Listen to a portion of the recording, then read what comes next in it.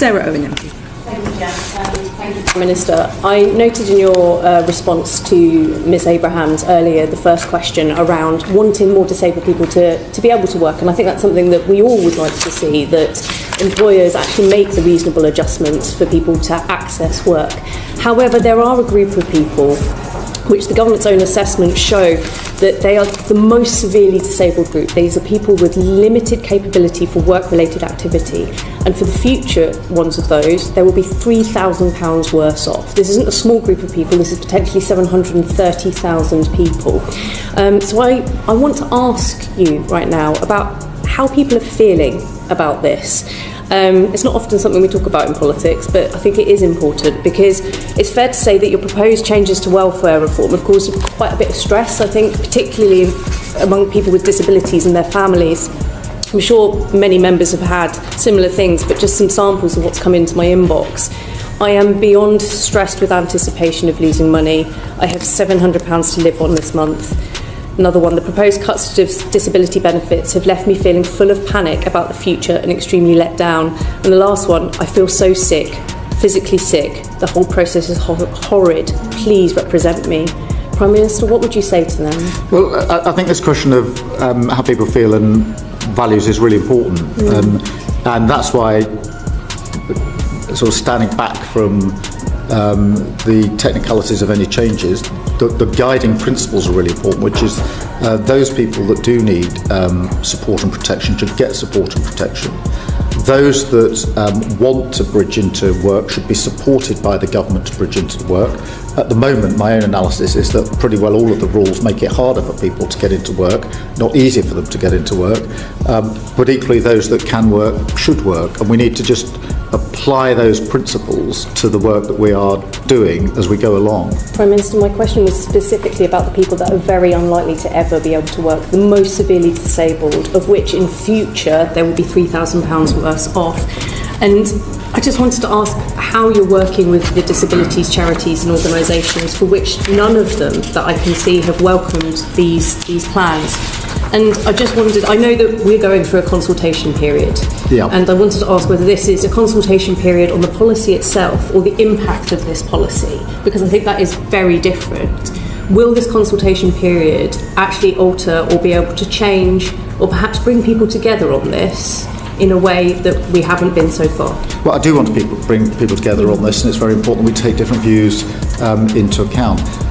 It's also important for people who have disabilities, which means they can never work, that they're not constantly reassessed, because certainly that's something I've picked up as a constant cause of anxiety, and that's why I personally think we should be doing more protection, a premium for those that are in the most severe category and never going to be able to work, and also relieve them of the pressure of being reassessed when we know that the reassessment isn't going to make any material difference. So I do think there are things that we can do that will reform the system for the better, and certainly we need to take views into account in relation to that. Okay, and we all agree that we do want to see people and more people into work, but I just wanted to ask why it is that the government have looked at disabled people first.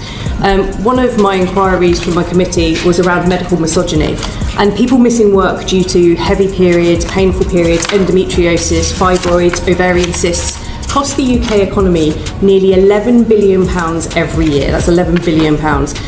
Would it perhaps not be more effective or just as effective to deal with the crisis in women's health, and what's the plan from the government to tackle that? Well, there's a lot of work going into women's health across the government, and it's very important that we do that as well, and there are bits of guidance and legislation that we are bringing forward, so it is very important that we bear down on that for all the reasons that you've said. Prime Minister, it can take around average for a woman to be diagnosed, only diagnosed alone, 8 to 10 years for endometriosis, one of the most painful, debilitating illnesses there are for women's reproductive selves.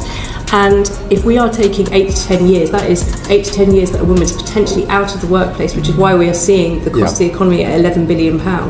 If we're looking at effective ways to get people into work, perhaps there are other areas that we should be exploring as well. I completely agree with that, and that sort of time frame is just completely unacceptable. we've tasked the Health Secretary with reforming the NHS and in particular dealing with health inequalities as he does so, because it is an example which is simply unacceptable. It's not capable of justification, and the health service needs to be set up to deal with it, and I think it could and should be. That isn't just about pumping more money in. I do think there are other things that we can do in the health service, but that will be part of the work that the Health Secretary has already been charged with doing, because the example he gives is a very bad example, and I'm not going to sit here and pretend that that can be justified, because he can't. Thank you, Prime Minister. What do you think about this? Let me know your thoughts in the comments below. Now turning to other major news. A prison sentence over a controversial tweet has escalated into a deeper crisis, raising urgent questions about justice, political motives, and freedom of speech in the UK. Lucy Connolly, a former nanny now regarded by many as a political prisoner, is serving 2.5 years for a social media post calling for mass deportations after a murder in Southport, alongside remarks about migrant hotel accommodation. While her statements were undeniably provocative, many believe the punishment was excessively harsh. Richard Thies, deputy leader of Reform UK, revealed that Connolly was allegedly dragged up 3 flights of stairs by prison staff without clear justification, leaving her with injuries from tight handcuffs that remained visible days later. She has now been moved to a high-security wing housing violent offenders and is reportedly held in her cell for up to 23 hours a day. Thies condemned these actions as politically motivated retaliation, arguing that Connolly's treatment exposes how political pressure can influence the justice system. Supporters believe her sentencing sets a dangerous precedent where freedom of expression is effectively criminalized under the guise of maintaining public order. Barrister James Bogle has also criticized the case, stating that the punishment is disproportionate when compared to more serious crimes like assault or public disorder, which often receive lighter sentences. The situation, he argues, risks eroding public trust in the justice system and threatening the principle of fair trials in the UK. In response, Thies is preparing to introduce Lucy's Law, a proposal allowing 500 citizens to trigger a triple review process for any ruling deemed manifestly unjust. Though its chances of passing are slim, the bill aims to shine a light on flaws within the current system and challenge political interference in the courts. As pressure grows, several MPs have pledged to monitor Connolly's case closely, vowing she will not be forgotten.